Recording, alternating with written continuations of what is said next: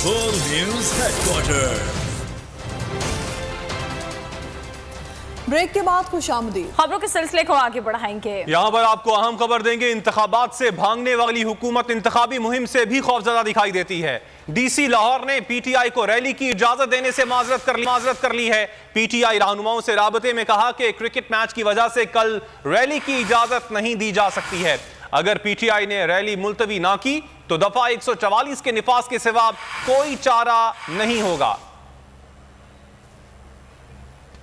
तो इंतखाबात से भागने वाली हुकूमत इंतखाबी मुहिम से भी खौफजदा दिखाई देती है। डीसी लाहौर ने पीटीआई को रैली की इजाजत देने से माजरत कर ली है। पीटीआई रहनुमाओं से राबते में कहा गया है कि क्रिकेट मैच की वजह से कल रैली की इजाजत नहीं दी जा सकती है।